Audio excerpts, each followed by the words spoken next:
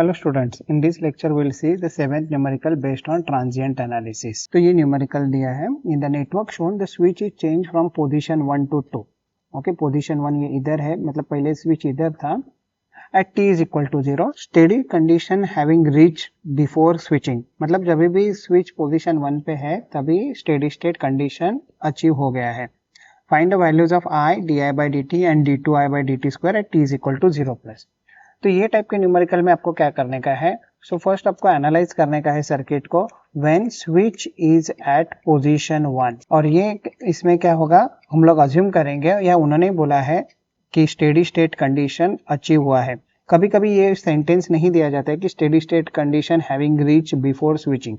सो हम लोग को अज्यूम करने का रहता है steady condition has been reach. Second part में क्या होगा, अच्छा इसके पहले सेकेंड पार्ट में जाने के पहले आपको ये सर्किट को एनालाइज करने के लिए क्या यूज करना पड़ेगा. तो स्टेडी स्टेट में कैपेसिटर क्या हो जाता है, तो कैपेसिटर हो जाता है आपका ओपन सर्किट, और अगर इंडक्टर है तो वो हो जाता है आपका शॉर्ट सर्किट.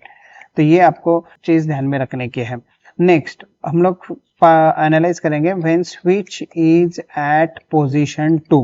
तो ये हो जाएगा सडन चेंज, और सडन चेंज अगर है सर्किट में तो कैपेसिटर क्या हो जाता है. सडन चेंज के लिए capacitor act as a short circuit and inductor acts as a open circuit. ये ध्यान में रखिए. और थर्ड आपको एनालाइज करना पड़ेगा फॉर t ग्रेटर देन 0. तो ये तो पहले के जैसे न्यूमेरिकल्स थे उसमें हम लोग सॉल्व करते थे, वैसे ही आपको सॉल्व करने का. But for t greater than 0 जब भी रहता है ये केस में, जब भी पोजीशन 1 से 2 पे जाता है, तो ध्यान में रखिए capacitor will come into picture, inductor if there it will come into picture, but capacitor के साथ सीरीज में वोल्टेज सोर्स आ जाएगा और इंडक्टर है उसके साथ पैरेलल में करंट सोर्स आ जाएगा. ये ध्यान में रखें. तो हम लोग ये स्टेप वाइज अभी एनालाइज करते हैं, देखते हैं ये प्रॉब्लम कैसे सॉल्व करने का. तो हम लोग कंडीशन 1 के लिए और स्टेट 1 के लिए जा रहे हैं when switch is at position 1 for a longer time. तो ये सर्किट को मॉडिफाई करना पड़ेगा. सर्किट को कैसे मॉडिफाई करेंगे, तो स्विच आपका पोजीशन 1 पे है, तो ये जो 10 ओम रेजिस्टेंस जिधर पोजीशन 2 लिखा है ये कुछ काम का है ही नहीं. सो ये तो आपको इधर दिखाने का नहीं है. And you are analysing the circuit for t is equal to 0 minus.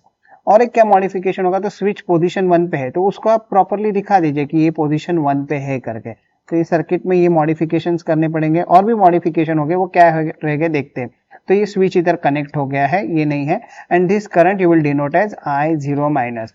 So this is at t is equal to 0 minus. अच्छा इसमें स्टेडी स्टेट कंडीशन पहुंच गया है, एंड स्टेडी स्टेट कंडीशन में कैपेसिटर क्या हो जाता है आपका ओपन सर्किट. तो ये आपको कैपेसिटर को क्या करना पड़ेगा, इधर ओपन सर्किट करना पड़ेगा. सो ये कैपेसिटर को हम लोग ओपन सर्किट कर देंगे. इसका रीजन क्या है कि अगर ये सर्किट आप इनफाइनाइट टाइम तक रखोगे तो ये कैपेसिटर पूरा चार्ज हो जाएगा. कितना वोल्टेज तक चार्ज हो सकता है मैक्सिमम इनफाइनाइट टाइम तक अगर आप ये रखोगे पोजीशन में स्विच, तो मैक्सिमम 40 वोल्ट तक चार्ज हो जाएगा. तो इधर भी 40 वोल्ट रहेगा और कैपेसिटर के अक्रॉस भी 40 वोल्ट आ जाएगा.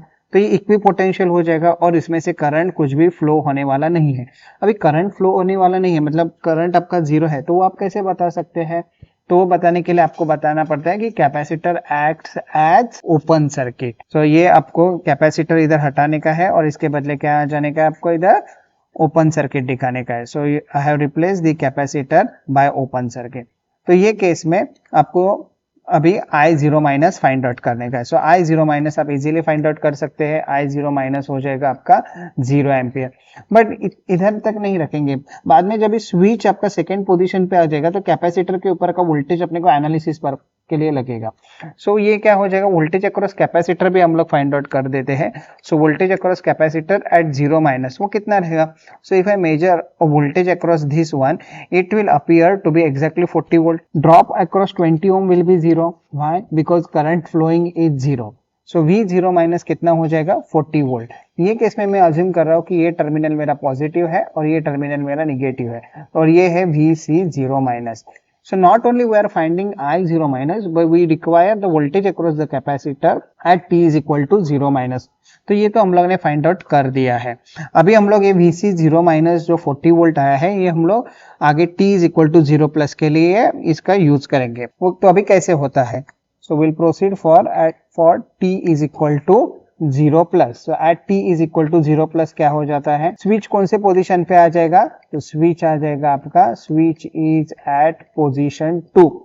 और पोजीशन 2 में जब भी स्विच आ जाता है तो आपको ये 40 वोल्ट है वो ये सर्किट में आएगा ही नहीं, और ये 40 वोल्ट जो इधर था आपका source, it you have to remove that thing. तो ये मैं 40 वोल्ट जो सोर्स है ये हटा देता हूं।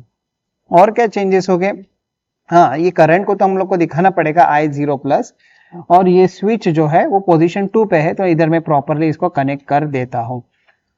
कैपेसिटर के अक्रॉस क्या होगा, so now for a sudden change capacitor acts as short circuit, तो कैपेसिटर जो है वो शॉर्ट सर्किट हो जाएगा।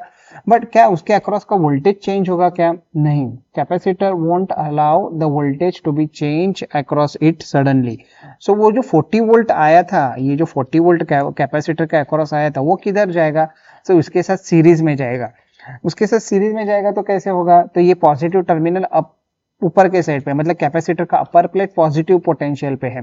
सो इधर आपको दिखाना पड़ेगा कि ये 40 वोल्ट इधर आ गया है, ये 40 वोल्ट इधर आ गया है, और कैपेसिटर इसमें नहीं रहेगा। क्यों कैपेसिटर नहीं रहेगा, क्योंकि सडन चेंज के लिए कैपेसिटर क्या हो जाता है आपका, शॉर्ट सर्किट हो जाता है। So you have replace this thing.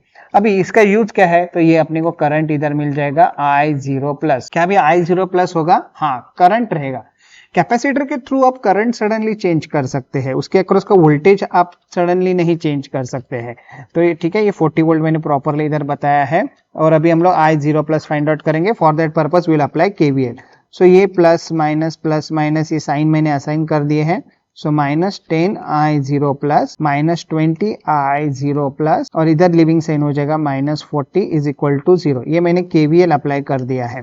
So I0 plus आप इजीली फाइंड आउट कर सकते हैं, वो हो जाएगा -40/30 and it turns around to be 4/3।